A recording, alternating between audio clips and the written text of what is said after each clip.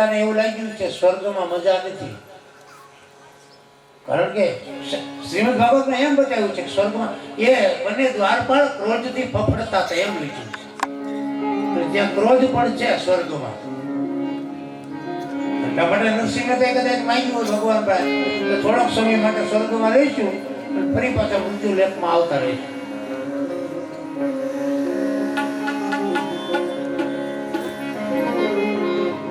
સંકાદી મુનિને રોક્યા છે, અને સંકાદી મુનિઓએ કઈ પણ વિચાર્યા વગર અને બંને ભાઈઓને ભયંકર શ્રાપ આપી દીધો. જાઓ, તમે અમને ઋષિકુમારોને રોક્યા ને, જાઓ ભયંકર અસુર બની જાઓ બે અને મૃત્યુ લોકમાં પડો. જેવો શ્રાપ આપ્યો અને આ બાજુ ભગવાન હરિનારાયણ લક્ષ્મીજી સાથે જે ચર્ચા કરતા હતા, ગોષ્ઠી કરતા હતા, ત્યાં ભગવાનના કાને અવાજ સંભળાયો કે મારા દ્વારે કોનો અવાજ, આટલો ઊંચા અવાજ કોણ બોલે? અને એકદમ હરિનારાયણ દોડીને આવ્યા છે, સનત કુમારોને પ્રણામ કર્યા, કીધું બાપજી પધારો. અને સનત કુમારો જ્યાં ભગવાનને જોયા હતા, જે માટે ગયા હતા એ સામા મળ્યા. અને જોજો એક નિયમ છે આપણામાં, કોઈ પાસે પૈસા ઉછીતા લીધા હોય ને, પછી એને કીધું 2 દિવસમાં આપી દઈશ, પછી 2 દિવસે પૈસા ન થાય અને એને એમ થાય કે આપણે અહીંથી નથી આવું, બીજી શેરીમાંથી ચાલીએ, તો ત્યાં એને આમ ત્યાં જ મળે. એ નિયમ છે આ બધો, ઘટનાક્રમ છે, ઈશ્વરી ઘટનાક્રમ. તમને જેની બીક હોય ને એ હામી આવે આવે આવે. દંડવત પ્રણામ કર્યા, ભગવાનની સ્તુતિ કરી છે, ભગવાનની સ્તુતિ કરી અને જય અને વિજય બને જે ધ્રુવતા હતા શ્રાપના લીધે. અને માણસને જોજો, જે વસ્તુ સામી નો આવે જ્યારે એના હૃદયમાં ડર હોય ને, એ કંઈક જુદો જ ડર હોય. સામે આવી જતો રહે, ડર જતો રહ્યો બસ.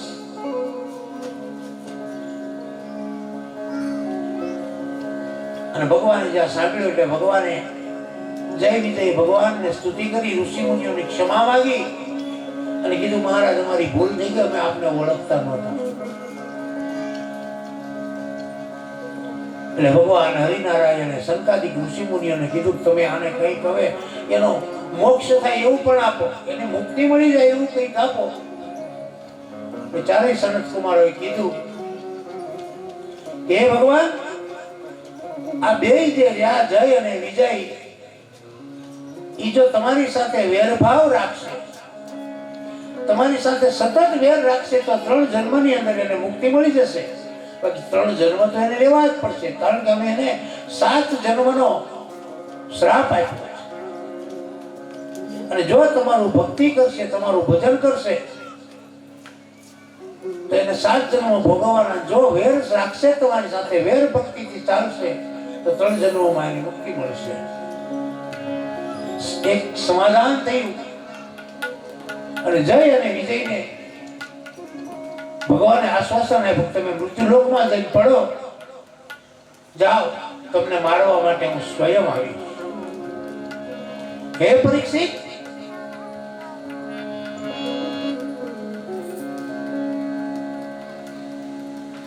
સમયાંતરે બને સ્વર્ગમાંથી પડ્યા છે, દીતિના ઉદરમાં આવ્યા અને દીતિના ઉદરથી જે 2 સંતાનો જન્મ્યા, એમાં પ્રથમ સંતાન તો હિરણ્યાક્ષ, જેમણે ભગવાને વરાહ રૂપ લઈને માર્યો છે.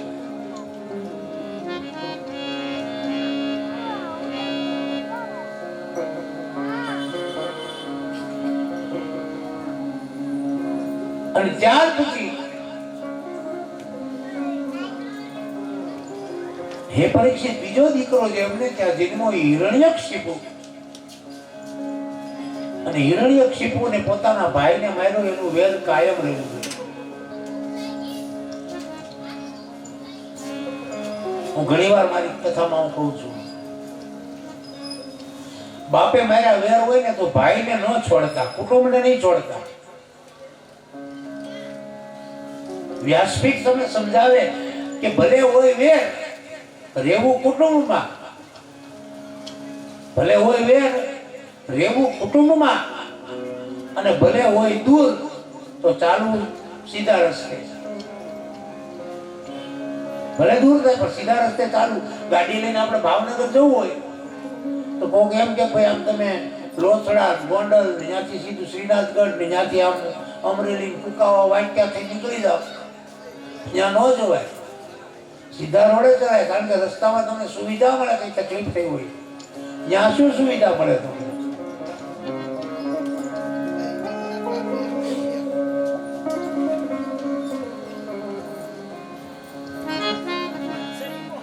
ભલે હોય વેર રહેવું કુટુંબમાં, ભલે હોય દૂર ચાલવું સીધા રસ્તે.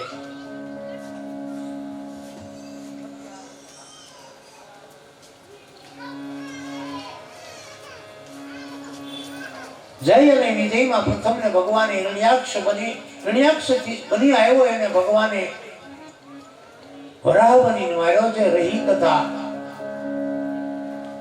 હિરણ્યકશિપુની. તો દીતિના કુપથી જન્મેલો બીજો બાળક જેનું નામ હિરણ્યકશિપુ હતું, પોતાના ભાઈને ભગવાને માર્યો નહીં, નહોતું ગમ્યું. તો કલ્પના કરો કે જો સગા ભાઈને કોઈએ માર્યો હોય ભગવાને, અને ભગવાનની સાથે જો વેર લેવા ઉભો થતો હોય તો ધન્યવાદને પાત્ર છે હિરણ્યકશિપુ. ભલે અસુર હતો, રાક્ષસ છે, એમાં શંકાને સ્થાન જ નથી. ધન્યવાદને પાત્ર કહી શકાય, કારણ કે ગમે એવો તો પણ એનો ભાઈ જ હતો,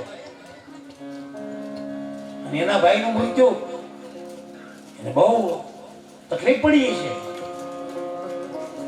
આ વેર કાયમને માટે હિરણ્યકશિપુના હૃદયમાં ખટકે,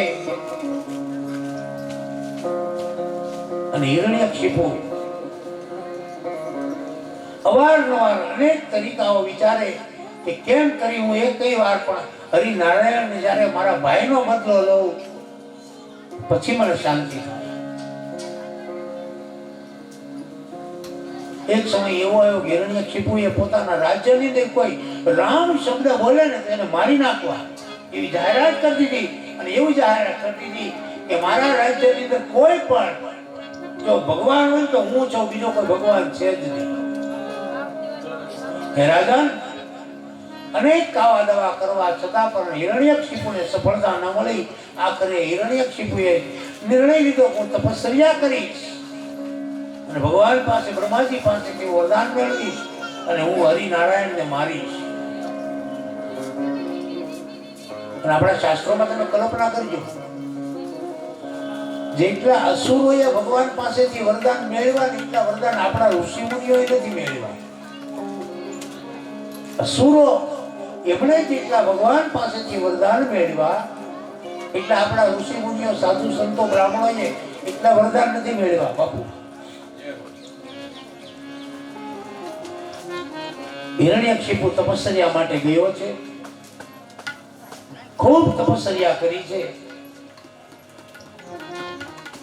અને શ્રીમદ ભાગવતમાં એવું બતાવ્યું છે કે હિરણ્યકશિપુના શરીરની આજુબાજુમાં ધૂળના ઢગલા થઈ ગયા છે, વાંસ ઉગી ગયા છે, વાંસ. અને વાંસથી હિરણ્યકશિપુનું શરીર જેમ કોઈ જાણે ગુપ્તી શરીરની અંદર મારે ને વિધાતું જાય એમ શરીર વિધાણું છે. અને હિરણ્યકશિપુએ તપશ્ચર્યા કરી છે. અને બ્રહ્માજી પ્રગટ થયા અને હિરણ્યકશિપુને કીધું માગ. હિરણ્યકશિપુને જ્યાં માગવાનું કીધું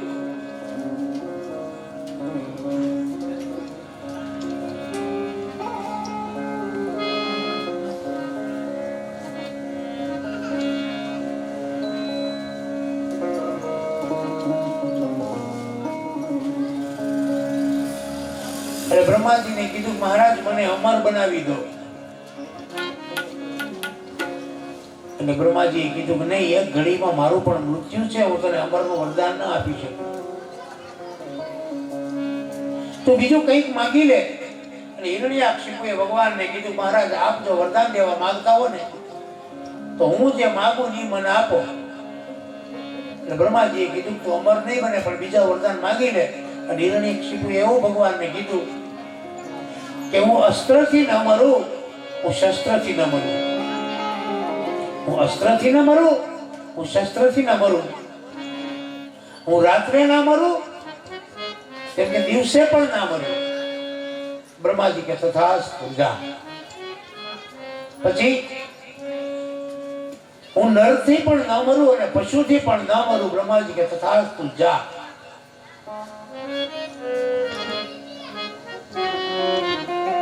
બ્રહ્માજીએ વરદાન આપ્યું છે હિરણ્યકશિપુને. હિરણ્યકશિપુએ કીધું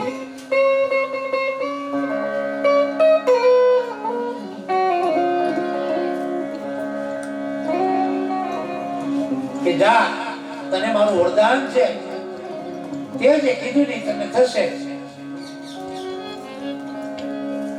હિરણ્યકશિપુએ કીધું ભગવાન, મને હવે ભગવાન ઉપરથી ભરોસો ઉઠી ગયો છે. કેમ કે હરિનારાયણે મારા જ ભાઈને માર્યો.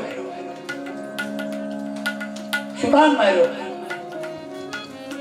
ઘણા પ્રશ્નો હિરણ્યકશિપુએ બ્રહ્માજીને પૂછ્યા છે અને બ્રહ્માજીએ કીધું તો શું કરું? બોલી કે મને લખી દો, આ ચિઠ્ઠીમાં લખી દો કે હું દિવસે ન મરું, હું રાત્રે ન મરું, હું અસ્ત્રથી ન મરું, હું શસ્ત્રથી ન મરું, હું ઘરમાં ન મરું, હું ઓસરીમાં ન મરું, રાત્રે ન મરું, હું દિવસે ન મરું, એવું લખી દો.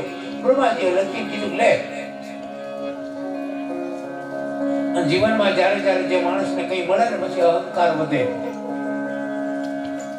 જીવનમાં જ્યારે માણસને કંઈક મળે ને ત્યારે એના જીવનમાં અહંકાર વધે. એને એવું હોય કે હું કંઈક મારું વર્ચસ્વ દેખાડું સમાજમાં. અને તમે જોજો આપણે આંબાની અંદર કેરી આવે ને આંબો નીચો નમે. વલ્લભભાઈ, આંબાની અંદર કેરી આવે એટલે આંબો નીચો નમે અને આંબાને ટેકા મૂકવા પડે. ટેકા બીજા કોઈ નહીં, એનો સમાજ. આંબામાં કેરી આવે એટલે એ નીચો નમે અને બાવળમાં પડિયા આવે ને બાવળ ઊંચો આવ્યો જતો. અને પછી શું થાય? કેરીને સરસ મજાનો એનો વેડો બનાવી અને એને ફોલાવી નીચે લાવવી પડે, ફાટી ન જાય. અને પડિયા ઊંચા જાય બાવળના. તે માલધારી સમાજ ખબર લાંબો વાંગડો હોય એની પાસે દાંતડી મારેલી હોય, એ દાંતડીથી પાડતો હોય. આ બસ આ જીવન તમારું મારું સમજી જાઓ. માણસને કંઈક મળે એટલે અહંકાર આવતો હોય. હિરણ્યકશિપુને વરદાન મળ્યું, અહંકાર ઉઠ્યો કે હવે મને કોઈ મારી નહીં શકે, મને સમરાગણમાં કોઈ જીતી નહીં શકે, સર્વત્ર મારો વિજય થઈ જશે.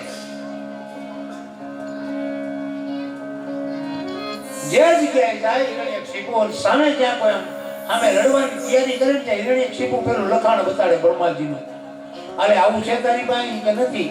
કે તો તું મને નહીં પૂછી જવા.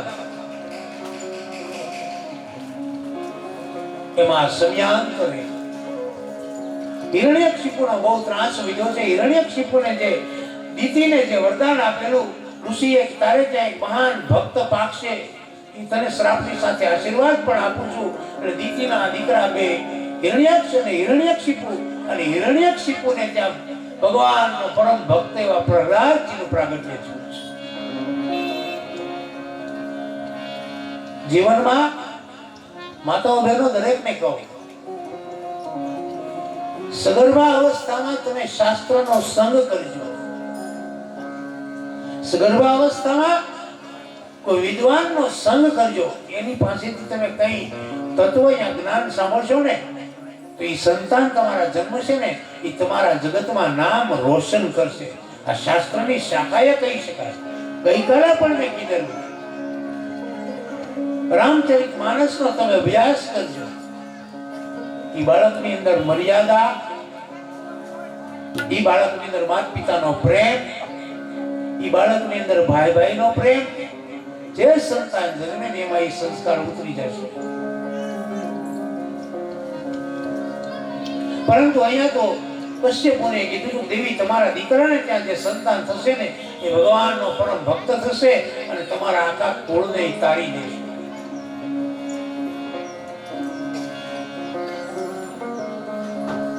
પ્રસંગ યાદ આવ્યો, કહી દઉં. આપણે બધા જય આદ્યા શક્તિની આરતી ગાવ છો. જય આદ્યા શક્તિ માં, દ્વિતીયા 2 સ્વરૂપ અને તૃતીયા 3 સ્વરૂપ, અને એમાં એક શબ્દ આવે છે કે માર્કંડ મુનિએ વખાણ્યા. સાંભળી છે, એમ આવે છે. માર્કંડ મુનિ જે વનની અંદર રહેતા હતા ને, માર્કંડેય મુનિને સંતાન નહોતું, અને મહાન શિવ ઉપાસક, સંતાન નહીં.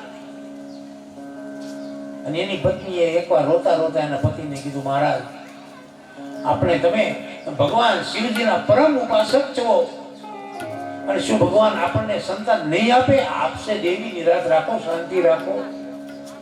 સમય મર્યાદા પૂર્ણ થતા આપોઆપ પ્રગટ થશે. હાથ રાખો તો મળીને.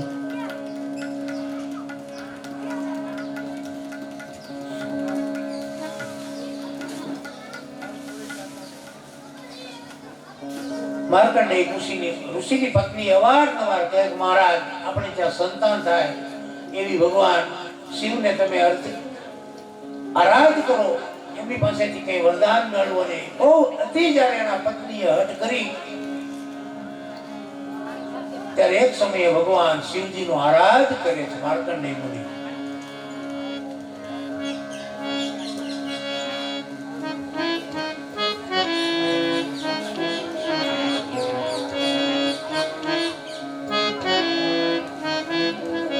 શંભો શરણે પડી મારું ઘડીએ ઘડી કષ્ટ કાપો,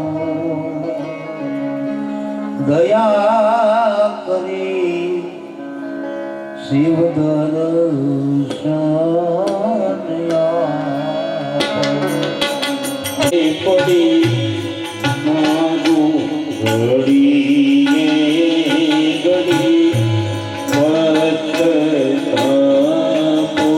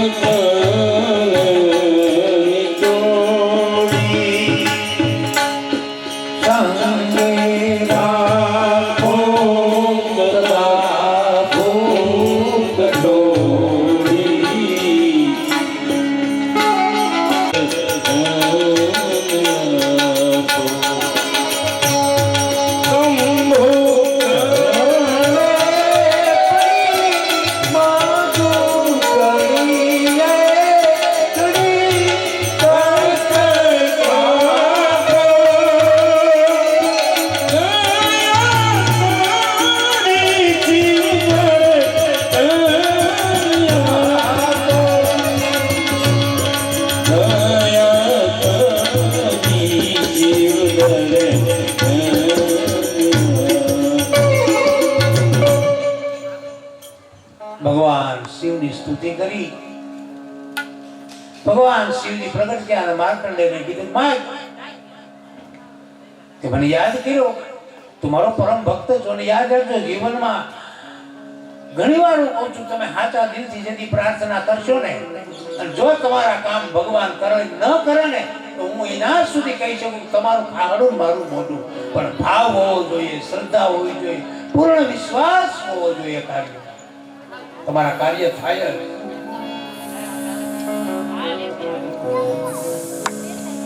ભગવાન શિવજી પ્રગટ થયા કીધું માગ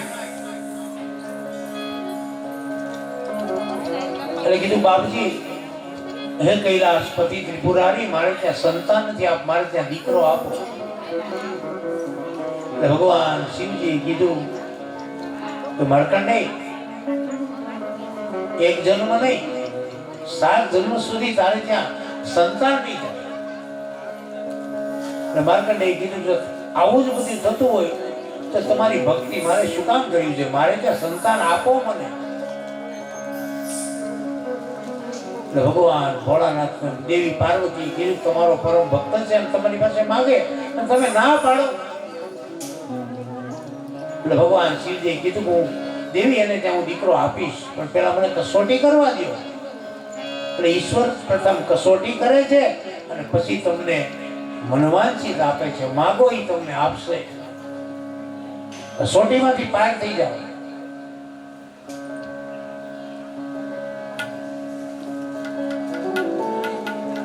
ભગવાન શિવજીએ કીધું માર્કંડેય તારે કેટલા દીકરા જોઈએ છે, બોલ. કહે તો તને 100 દીકરા આપું. 100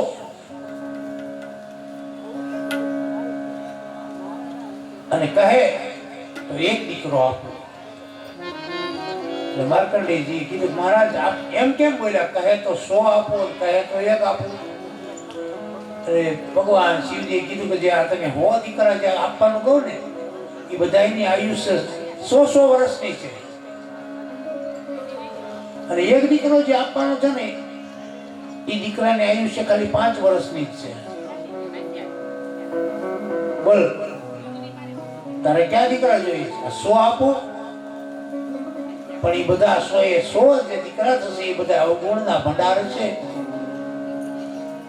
ગાયોના પિયાવા તોડી નાખે, ચોરી કરી આવે, લૂંટફાટ કરી આવે, આવા 100 દીકરા છે. એટલે માર્કંડેયજી કીધું નહીં મારા જી 100 નથી જોતો, 1 જ આપો. પણ એ કે 1 દીકરો તને આપીશ તો એની આયુષ્ય 5 વર્ષની, પછી તું શું કરીશ? કે પછી મહારાજ હું જોઈ લઈશ, પણ 1 જ દીકરો આપો, ભલે 5 વર્ષની આયુષ્ય ભલે હોય. અને સમયાંતરે માર્કંડેય મુનિને ત્યાં દીકરો જન્મે, એનું નામ માર્કુંડ રાખવામાં આવે છે. અને પ્રથમ દિવસની કથામાં મેં કીધેલું જ્યારે પ્રજા બગડે ને ત્યારે સમજી લો કે એમાં માવતરનો કઈ દોષ હશે. નહીં તો માવતરે ધ્યાન રાખવું જોઈએ દીકરા ક્યાં બેસે છે, ક્યાં જાય, ક્યાં આવે, કોની સાથે બેસે છે. ગઈકાલે પણ મેં દીકરીઓ વિશે કીધેલું. મારી હું વ્યાસપીઠમાં હું અવારનવાર આ કટાક્ષ ભાષાનો પ્રયોગ કરું છું, પરંતુ કેવા સંસ્કાર આપવા ને જનેતાના હાથમાં છે. કારણ કે જગતમાં પ્રથમ ગુરુ જો કોઈ સંતાનની હોય ને, પ્રથમ ગુરુ તો એની માં છે. કારણ કે પ્રથમ સંસ્કાર જેનાથી એની માતા છે. હવે છોકરાને ભણતા માતા જ બદર ચડાવતી હોય, છોકરાને કેમ કેવું તું ગુટકા ન ખાતો?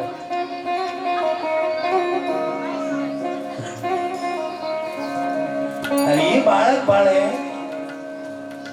કેમ એની માં જો બદર દેતી હોય એ છોકરો ગુટકા ખાય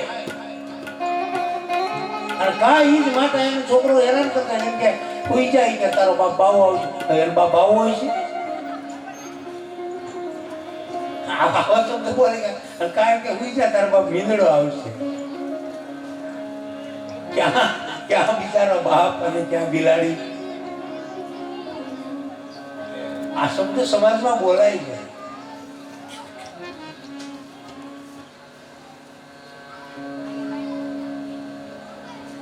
બાળકને નીડર બનાવો, બાળકને નીડર બનાવો, એનામાં એવા સંસ્કાર શીખો નથી કહેતા જ્યાં ન જતો અહીંયા ભૂત થાય તો છોકરાને કોઈ ત્યાં જા, ભૂત નથી થતું, જા, કાંઈ નથી. તો એ છોકરો ભવિષ્યમાં લીડર બનશે. હવે તમે નાનપણથી જેને ડરપોક બનાવો એ ક્યાંથી આગળ જાય? બાળકને નીડર બનાવો, દીકરીને નીડર બનાવો. હું તો જ્યાં સુધી કહું તમારી દીકરીને શક્ય હોય તો એને ક્યાંય એવી જગ્યા હોય તેને એને છરી આપો, હથિયાર આપો. ક્યાં સુધી તમારી દીકરીઓ ડરપોક રહેશે સમાજથી બી?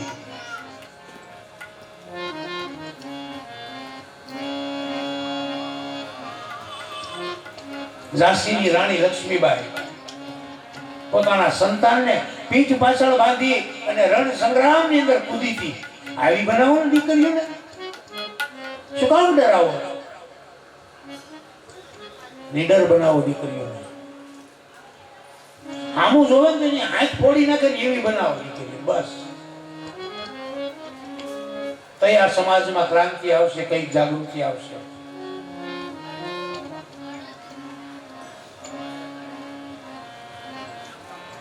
પાંચ વર્ષનું સંતાન આયુષ્ય આપી 5 વર્ષનો દીકરો થશે ને ત્યાં સુધી તારો હશે 5 વર્ષ એનું આયુષ્ય પૂરું થશે. પરંતુ એની માતા જે હતી એને એવો સંસ્કારી બાળકને જેવો સમજણ આવી, થોડીક સમજણ આવી એટલે એવો સંસ્કાર દીધો કે દીકરા તું જ્યાં જ્યાં કોઈ વડીલને ભાળ, કોઈ ઉંમરલાયક ભાળે, કોઈ દેવ ભાળે ને ત્યાં તો હાથ જોડી અને પ્રણામ કરજે અને વંદન કરજે. આ સંસ્કારે માર્કંડેય મુનિના પત્નીએ આપ્યા છે. ધીમે ધીમે આગળ ચાલ્યો ક્રમ, અને ક્રમ આગળ ચાલતા એક સમય એવો આવ્યો એ દીકરાની આયુષ્ય 5 વર્ષ પૂર્ણ થવાની થઈ. અને બરોબર માર્કંડેય મુનિ 5 વર્ષની આયુષ્ય જ્યાં પૂર્ણ થવાના આરે અને ઉજ્જૈનની અંદર મહાકાળ દાદાની નગરીમાં આવ્યા છે. અને આમ જેવા મહાકાળ દાદાને જ્યાં દંડવત પ્રણામ કરવા જાય એ સમયે યમદૂતે જ્યાં 5 ફેંક્યો અને ડર લાગતા જ ને ભગવાન જે મહાકાળ દાદાનું શિવબાળ હતું અને બથ ભરી ગયો માર્કંડે, એ દાદા કહેતા મહાકાળ દાદાનું ત્યાં પ્રાગટ્ય થઈ ગયું. માર્કંડેયને જે યમદૂત આવ્યો તેને કીધું ખબરદાર જોઈ જાશો. કેમ? એ મારા શરણ, તમે એને ન લઈ જઈ શકો. અને ઉજ્જૈનની અંદર આપ જાઓ તો મહાકાળ દાદાના કદાચ આપણે દર્શન કર્યા ઇતિહાસ આ છે.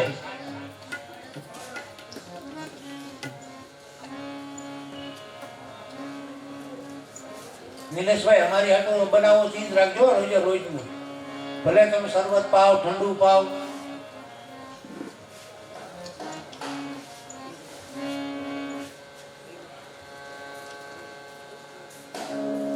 અને એના એ મહાકાળ દાદાએ 100 વર્ષની આયુષ્ય આપી. પણ આ સંસ્કાર કોના હતા? એની માતાના હતા. એની માના સંસ્કાર હતા. એને નમતા શીખવાડ્યું. હિરણ્યકશિપુને ત્યાં પ્રહલાદજીનું પ્રાગટ્ય થયું. ભગવાનના પરમ બરોબર ખબર પૂછી આ ભાઈ આપણે કહેતા હતા બરોબર નથી રાખ્યું કે આયોજન છેલ્લે આયોજન છે ને પાછું આ વાંધો નહીં. હા કેમ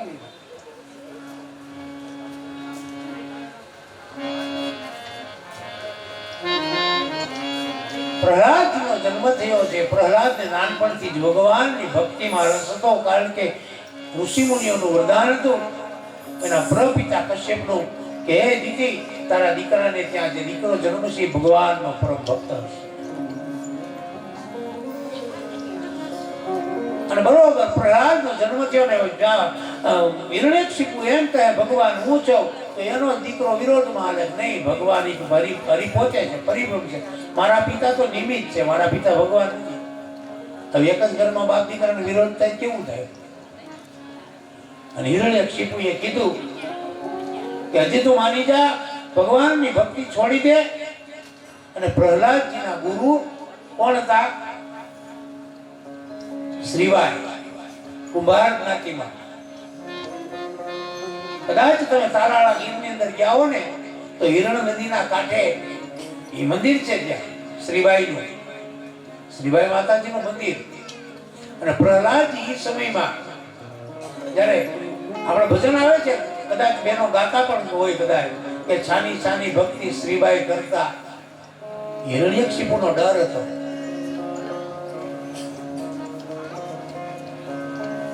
અને પ્રહલાદજી ક્યાં હતા? અને આપણે હજુ પણ એક ભજનમાં બોલે છે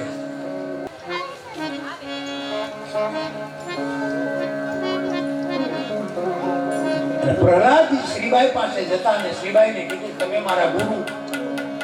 અને આપણે રામદેવજી મહારાજના પછી પાઠ પૂરા હતા અને હજુ પણ પૂરાય છે.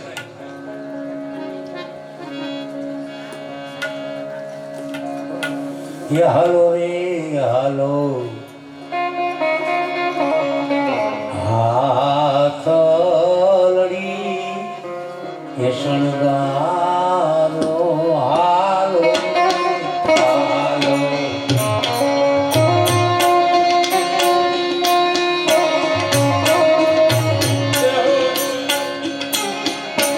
હાલો રે હાલો હાથલડી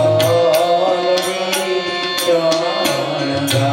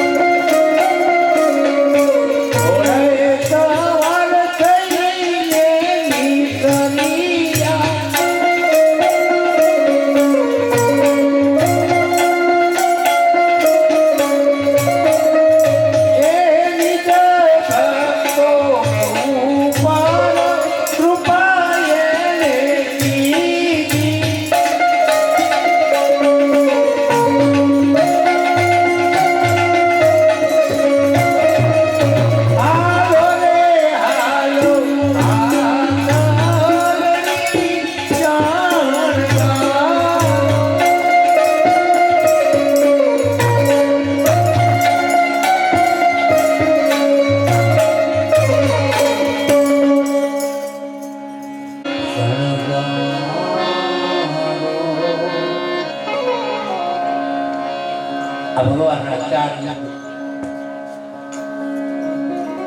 તો પ્રથમ યુગની અંદર હરિચંદ્ર રાજાએ જામૈયો કર્યો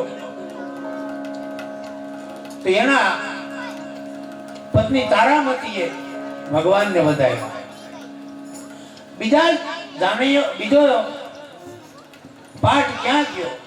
તો બીજા પાઠમાં આવે છે મહારાજ પ્રહલાદજીએ પાઠ કર્યો અને ત્રીજા પાઠમાં આવે છે યુધિષ્ઠિર મહારાજ પાંડવો અને ચોથા પાઠમાં રામદેવજી મહારાજ. અને આ 4 પાઠને અત્યારે કોણે વધાવ્યો? કિરણબાઈ અને નિલેશભાઈ. આપણે જ્યાં ભેગા થયા ત્યાં જામૈયો છે. તો શ્રીબાઈ એમના ગુરુ હતા અને શ્રીબાઈ ની પાસે પ્રહલાદજીએ કંઠી બંધાવી. મારી પાસે આજે આવ્યા હતા સવારે 2 ભાઈઓ કે બાપુ અમને મારે કંઠી બંધાવી છે. ભાઈ આવજો, પણ કથાના સમયે નહીં કીધું. સવારે તમે 10 થી 11:30 ના ગાળામાં આવજો. આઠુની હું કંઠી આપી. જીવનમાં નુગરા કોઈ રહેતા નહીં. મારી પાસે બંધાવો કંઠી ના બંધાવો એ નથી કહેતો, પણ તમે નુગરા ન રહેતા.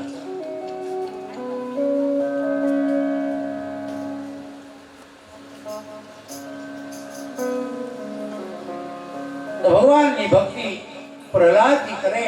હિરણ્યકશિપુને ગમ્યું ને એટલે કીધું જાઓ અને તમે પાગલ હાથી નીચે કચડી નાખો, આ દીકરો મારે નથી જોતો. જેવા હાથી પાસે મૂક્યો તો હાથી ડાયો તે જતો રહ્યો. ભગવાન જેને રામ રાખે એને કોણ ચાખે? અનેક કસોટી કરી છે. આખરે હિરણ્યકશિપુ હાર્યો છે. પ્રહલાદનું મૃત્યુ નથી થતું અને પછી એક સમય એવો આવ્યો હરવસ્તાર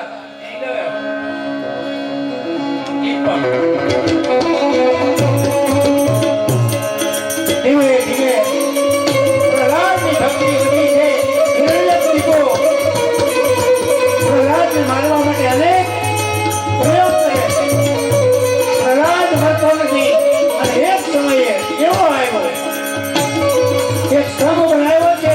સ્તંભની પાસે પ્રહલાદને ઊભો રાખ્યો અને ઊભા રાખતાની સાથે હિરણ્યકશિપુએ કીધું કે મારું નામ લે અને પ્રહલાદે કીધું નહીં, હું અખિલ બ્રહ્માંડના માલિક હરિનારાયણનો ભક્ત છું.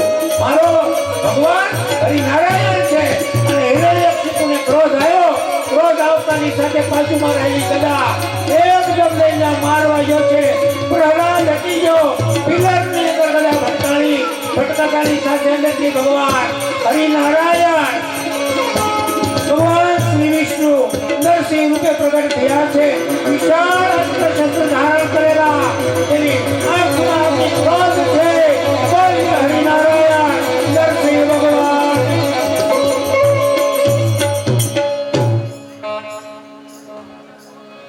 ભગવાન નૃસિંહનું પ્રગટ્ય થયું. પણ હિરણ્યકશિપુને મારવો છે, પણ અમે ચા પી લઈને પછી તમે બધા પી લીધી નકર અમારે અપશુકન થાય. હિરણ્યકશિપુને મારવો છે, પણ આપણે અહીંયા કથાને 5 મિનિટ માટે હું વિરામ આપું છું, કારણ કે નિત્યક્રમ છે. અને આજે કદાચ આપણે 6:30 પોણા 6 વાગ્યા સુધી 6:30 પોણા 7 વાગ્યા સુધી કદાચ મારું માનવું એવું છે કદાચ આપણી કથા ચાલશે આજે. કારણ કે કથાને વ્યવસ્થિત લઈ જવાની જે માણસે આ બધું જેના પિતૃઓ માટે આટલું મહાન કાર્ય કર્યું હોય, આ બધી મોંઘું છે, એમનું નથી થતું. એને વળતર મળવું જોઈએ, એને સંતોષ થવો જોઈએ, એના પિતૃને પણ મોક્ષ મળવો જોઈએ. 5 મિનિટ માટે હું અહીંયા કથાને વિરામ આપું છું. અસ્તુ. જય સિયારામ.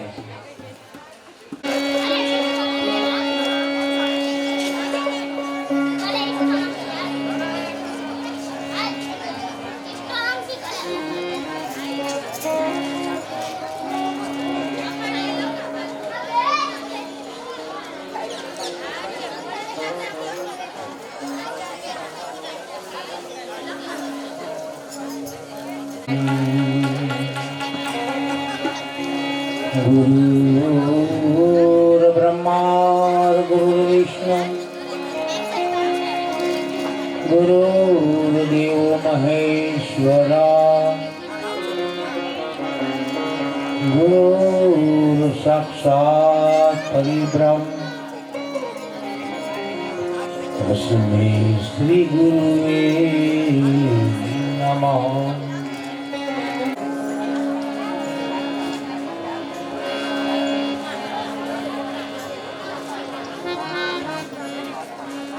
એ રાધે બોલ રાધે બોલ બોલ રાધે બોલ 2 મિનિટ માટે રાધે બોલ